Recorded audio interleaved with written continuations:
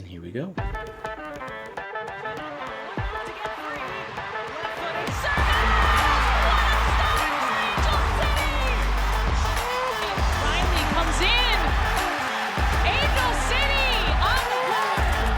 Presented by Cedar Sinai.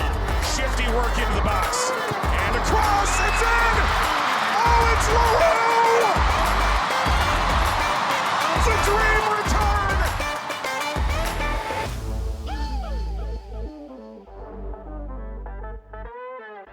Welcome to Casual FC, a World Cup preview podcast. Woo! For like 6 more days. Yeah, for like 2 more episodes. This one and one more. Right. We're so close. I'm your host, Angela Morales, with my splendid, magnificent, hysterical co-host, Mario Salazar. Ooh, these intros are getting better and better.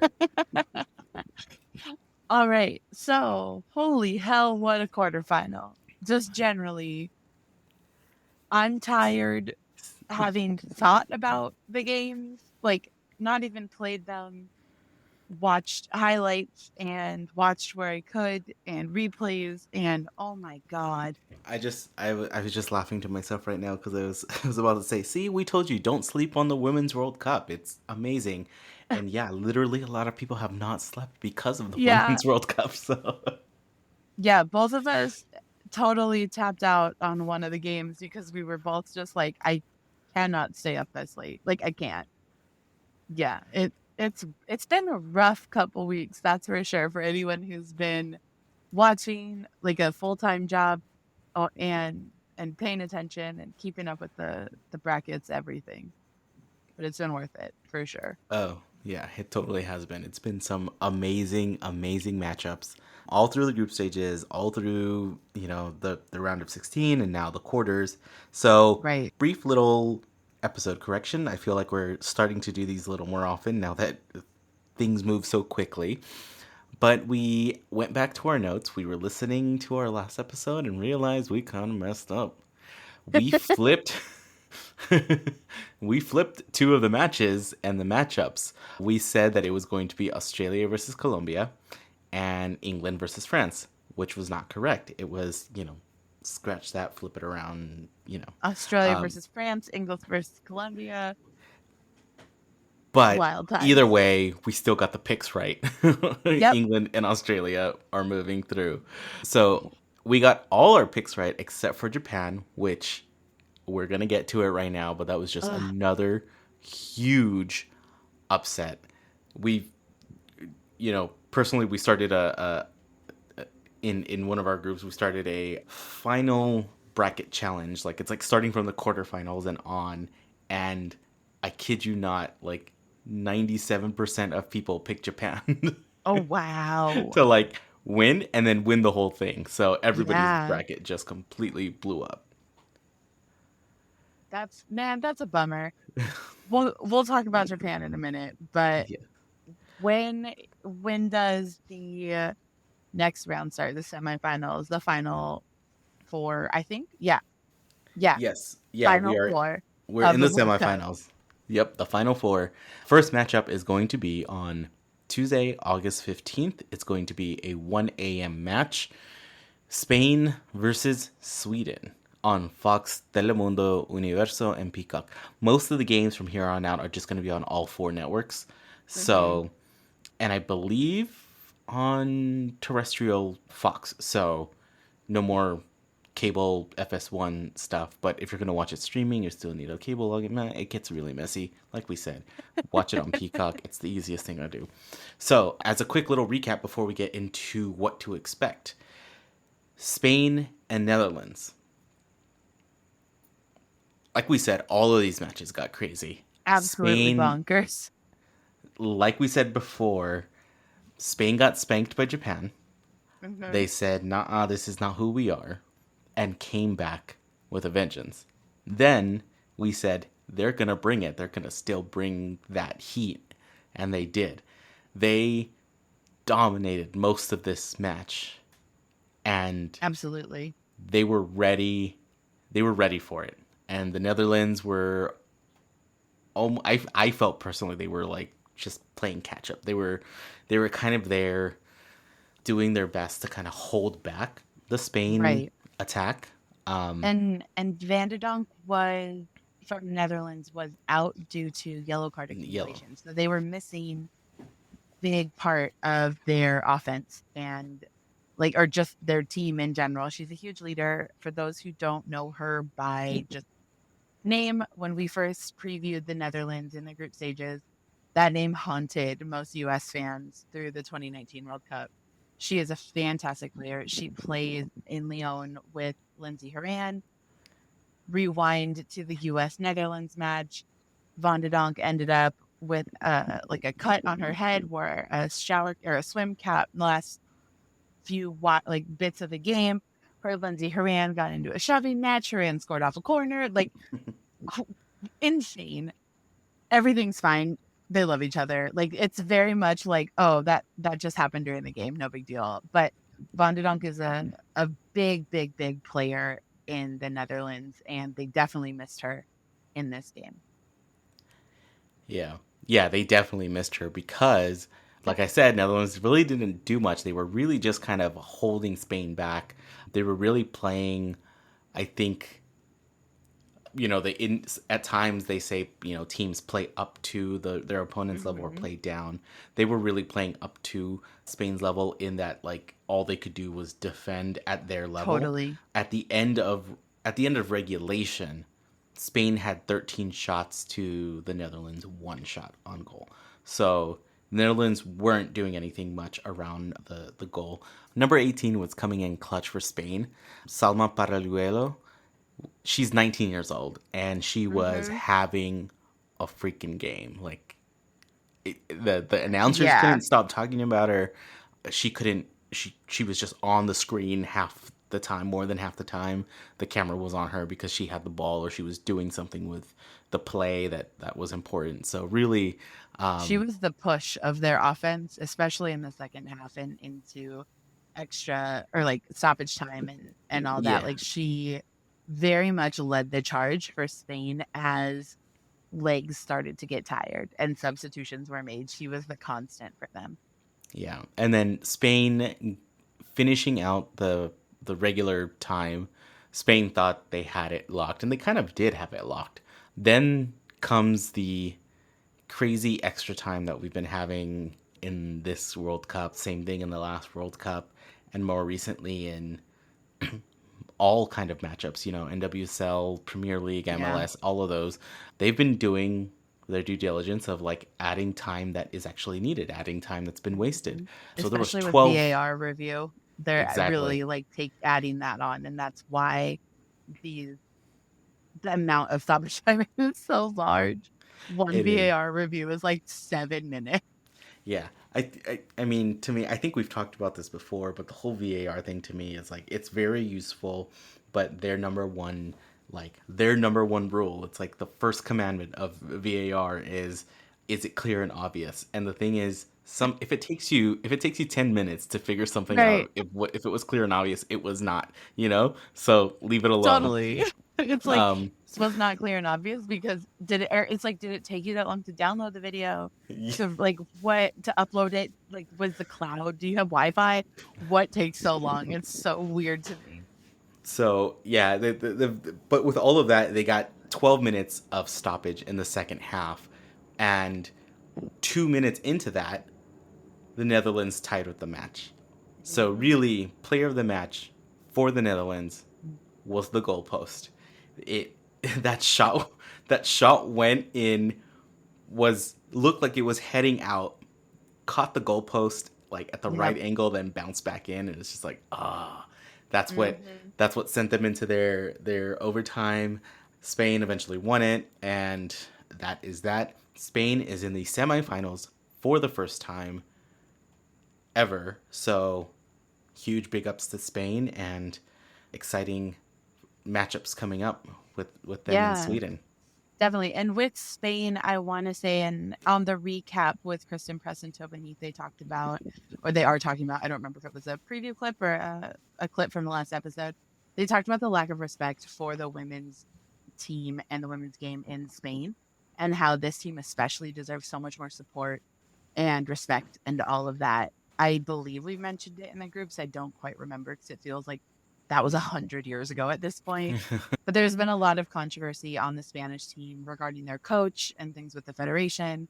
A whole bunch of players quit and then came back and said, we'll deal with this after the World Cup. The World Cup is too important. And I'm really proud of the players for banding together and doing this together, even under the worst conditions. There's video of like at the end of the game, and Spain is, they've won. Everybody's like hugging, jumping up and down, and their coach is that guy just standing there like when Tom Brady was trying to high five somebody and just like got left hanging, like that was their coach. And it was one of those like yikes moments. But that's what happens when you lose the locker room and that team is like, you need to go, but your federation says nobody cares. So I hope all the best for the Spanish team going forward. And I hope this helps them earn the respect of their country, their federation, whomever is making that decision to not support them. Yeah, unfortunately, we did talk a lot about a lot of the federations. I know, I don't remember which one we talked So we hit on it because it was there, but unfortunately, it was one amongst many. So, yeah. As much as in your gut sometimes, and we said this on the last pod when we were trying to make picks, you kind of want both teams to go in because they have so much writing on it. Yeah. Spain is one of those where, like, they shouldn't have to be playing to prove themselves, but they kind of are. So they need results, and I would hate for it to be like, oh, you didn't make it to the final, but it's like, look, mother, like we made it to the semis, and nobody believed in us, or you guys didn't believe in us, and so exactly. I hope all the best for the team, and hope that the federation kind of gets the smack in the back of the head that they need. Exactly. Something. Yeah. And then we've got the upset of upsets in the quarterfinal. Man, so Japan versus Sweden. This is the story of a team that came out hot versus the team that is growing into the tournament and peaking when it really matters. From the jump, Sweden dominated this game. Japan had no shots on goal in the first half, which throughout the tournament up to this point had been like unheard of. Yeah. Japan didn't show up in the first half. Like everybody was talking about how slow to the ball Japan was. And I'm pretty sure Japan's been doing a pretty good job with rotation in their matches, which has made them so deadly. But yeah, they just didn't show up. And Sweden just took it. Right. Absolutely. Like, we had Ilstad, who's a defender, score for Sweden, and it was just boom, boom, boom from the Swedes. Japan in the second half showed up, but it was kind of one of those too little, too late. The rally started really late into the match, and this one hurts. I mean, we both called Japan winning this game. I think part of it was because we lost, like the U.S. lost to Sweden, and I was like, no. Yeah. and really, really wanting Jun Endo to stay out there, and to really excel in the tournament. And that's she was having such a great tournament that like we wanted her to be out there longer to be able to show more of what she's been doing. And granted, under Becky, she's been showing more of that here also, but truly to be able to show it with her national team like that, just exactly. Japan was just a little too late, and I will say though, as I was watching the match, you mentioned for Sweden, right? All that was running through my head was defender goals. Angela's gonna be all over this. I know we were down on Sweden just because they knocked us out, but still like hashtag defender goals forever.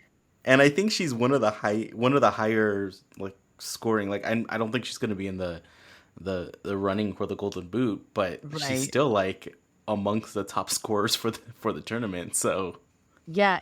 Speaking of Golden Boot, I really think one of the Spaniards, like if they progress, or even if they don't progress, might actually take it because England, those games have been low scoring. Australia, those games have been low scoring. Swedes, same thing. Like there haven't been a lot of goals scored in this game or in this tournament. So I'm really curious who's actually going to win Golden Boot at the end of the. I need to look it up. All right, so looking it up what? right now, Golden Boot race tracker for 2023 Women's World Cup. We've got, well, unfortunately, Miyazawa from Japan. She was at 5, but oh, okay. So yes, Ilstedt is on with 4, Oh, and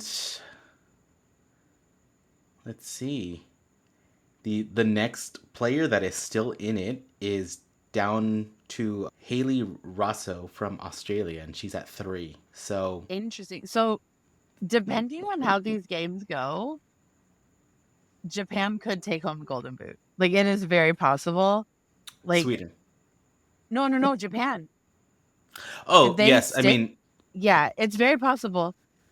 If Elsa doesn't score again, and Rasso doesn't either, which I don't think that's what's going to end up happening. But who knows? Anything can happen. who knows? I mean, there's 3 players on Spain with 3.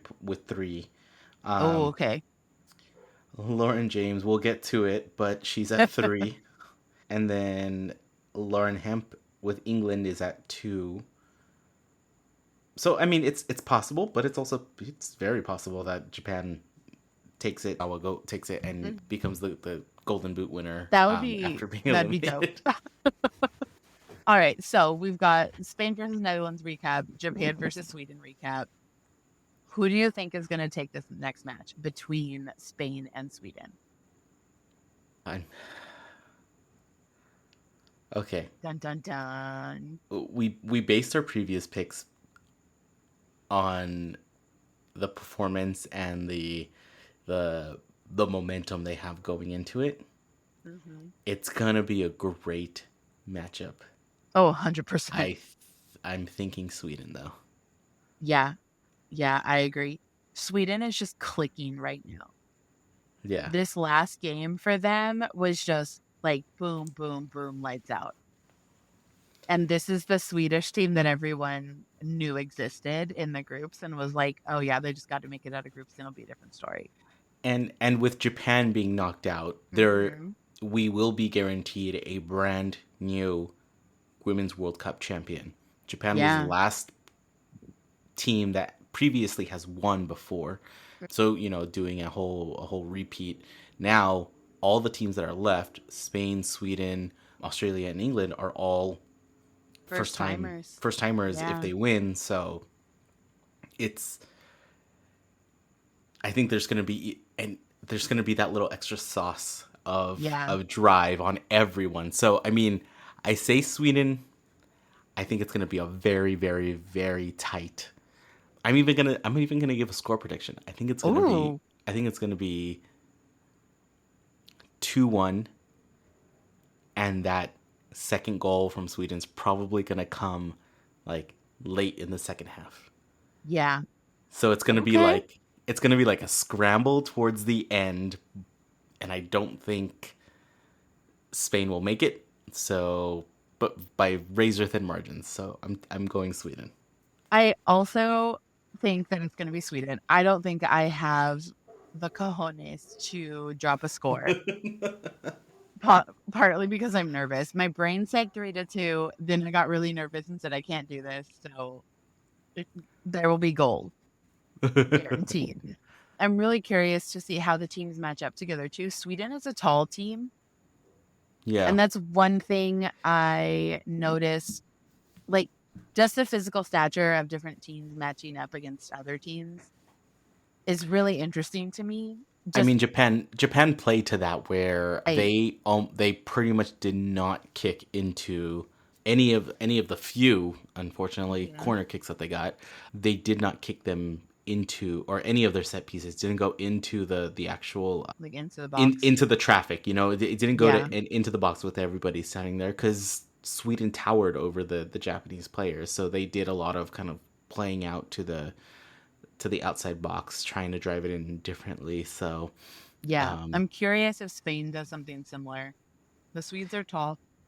yeah, I And it's think a very like honest. Like I'm not saying this like as a stereotype or thing. Like their team is just significantly taller than yeah. Japan. I mean, they're a little bit taller than Spain, and I'm curious to see how that works because it's like you see that even in the NWSL with Taylor Korniak, who's like one of two people who's close to 6 feet tall or something like that. And I'm over here living that life on the daily, like whatever. I'm just tall. But I mean, growing up, I was playing against girls that were not barely 5 feet tall.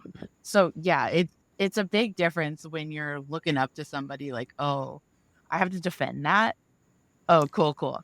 And there's So 10 of them. yeah, yeah, none of them exactly. But yeah, Sweden's taking this one, I think. Okay. And then our next matchup is going to be Wednesday, August 16th at 3 a.m. It's going to be Australia versus England. Again, on all four networks. It's going to be on Fox, Telemundo, Universo, and Peacock. I really hate that this is a 3 a.m. game. I know it's prime time for Australia and that's important, but like I want the Matildas, like, and the energy of the Tillies injected into my veins, I, but not at I, 3 in the morning. I think everyone became a Matilda at Oh, this point. 100%. So it's rallying behind them. Yeah. If you're not rooting for the Matildas, you are either English, Swedish, or Spanish. Like, that's it. Like, that is your allegiance. Otherwise, let's go Tillies. Yeah. 100%. Okay, so we had Australia versus France. Oh my god. Oh my god. Such a wild match. Oh my God. Yeah. It it was it was a really good matchup for the Hmm. entire match. So the fact that they went the full 90, Yeah. went the extra time, and went 0-0 because they were evenly matched. It wasn't a Right. boring game. There No, was not at all. there was lots of attacking on both sides. It was really well played. Yeah. Okay. Yeah. There were 20 penalty kicks taken between these two teams. So That's 20 too many. Like for I my stress level. I stayed up for this match, Oh my and God, you I saved. straight up fell asleep during the last 15 of the extra time. And then like I hear like noise and like the whistle, and I'm like, what did I miss? And it's like the game was over and it's going into penalties, and I'm like, okay, I'm awake, and then I'm alive, I'm alert, awake, I'm enthusiastic. Let's go. and then I'm sitting there like I'm just crazy nervous watching this. Like I have no skin in the game, but I was so Totally. nervous for Australia, and it was so good that I was supposed to wake up my wife if not if the game went till 3 a.m. If it was getting good and like I needed her to like watch the end of it, but I decided to let her sleep. In the morning, I did not tell her the score, and Ooh. I just said it went to PKs. That's all I told her, and we rewatched the PKs. So she got the same nerves that I had. My We were gosh. rewatching that the following day, and we were like, oh my god. Even rewatching it was so nerve-wracking. Yeah. I mean, granted, I was very much asleep. I have not been sleeping well over the past like month. So when can get the sleep, I have to take it right now just to survive. I wound up Wednesday night also like that American Wednesday night. I had to babysit my cousin's kids while they went to Taylor Swift. So then I was up till 3 a.m. the next night, like going into Thursday. It was a bad time. But I woke up with a start half an hour before my alarm went off, and I was like, I need to know what happened in this game. Like, I knew from that second I woke up that something had happened. And well, I was correct. They're just on such a different level right now. And I mean, granted, so much of that is because they have home field advantage and they have an entire country rooting for them in the most beautiful way. Yeah, and they're playing very, very well as a team to the point where their star player, the one that Nike made a commercial for, is not 100% yet. Right. They're playing like she was. Like they're playing like they're playing like a team who's ready to win it. Not even like wanting it. They want it. They wouldn't be here if they didn't. But like they're ready for it. Because Sam Kerr, like we said, she got injured. She's not 100%, but the way the rest of the team has stepped up and the way the rest of the team is showing that camaraderie, that trust, that like that knowingness that they all can do this with or without Sam. And if Sam's there, it's just icing on the cake. And it shows the caliber of this team. Yeah. I was reposting a bunch of the videos and stuff that the attacking third was posting because they found some real good gems. There was one, I don't know what flight it was, but everybody on the flight was watching the Australia match except for one person. There was one person in like I saw that. I pointed that out to my wife. I was like, who's this person not watching the game? Geez, there must be a kid there. Must have been a kid that was, I don't even know what it was on screen, but yeah. There was a video of the fan fest outside and people going crazy. There was a video of they stopped a rugby match. Yeah. To play the PKs on the big screen for everybody at the rugby match to watch. There was another match. I think it was men's soccer. It was another sport, but they had to delay their like extra time or their second halves, or no, post-game press conference. That's what it was. They delayed That's what it was. Post-game press conference to air because the coaches were watching the game. So coaches were watching the game. They were streaming it into stadiums across the country. Like, this is that important. And like Ali Riley talked about it a lot, that she was hoping to inspire the next generation of girls in New Zealand. This is what the Tillies are doing right now for the girls of Australia. Like, and I think the Ferns absolutely did it for New Zealand. Yes, absolutely. Absolutely. I'm going to start crying about it. I think Ali and the Ferns absolutely did it. You know, them not making it this far the way Australia has does not take away the impact that they had. And you know, just the fact that they won a match, their first match at home in this World Cup. So, you know, they had a huge impact. Matildas are doing the same thing. Very much 99er vibes where you're going to get, in another like 10, 12, 15 years, you're going to get players coming out of Australia saying, yeah, I remember watching the World Cup in 23 in Australia, and like it made me want to play and it made me want to do this. Mm-hmm. So it's amazing, and I'm here for it, and I think that's why everybody is a Matilda going into this. Yeah, like even before the first game of the World Cup, the women jersey sales had outsold the men's team. Which and that's true for a lot of the teams too. Yes, the women are called the Matildas, and I just want to say that how much I love that, and the fact that I love that the men's team are called the Socceroos. Like kangaroos, but soccer, and I love it so much. I think it's so cute and so silly. It's the greatest. It's the greatest thing. So this happened, right? This match went from like midnight to 3 a.m. Nerve-wracking as all hell. And then half an hour later, because of how long this thing went, England and Colombia started. I'm telling you right now, I did not watch that match. I had no energy whatsoever. I was spent. I needed to go to sleep. I had a thing in the morning with the kids that we needed to go do. So I was like, there's no way, no way. And This game is the victim of the time difference for both of us. yes, so we were both too tired and did not watch. But England won 2-1, like we picked it. I do know that Colombia put up a great match, and there was a funny. I think I sent it to you. There was a funny little clip from Copa 90 where there's a Colombia fan. He's like wrapped in the flag.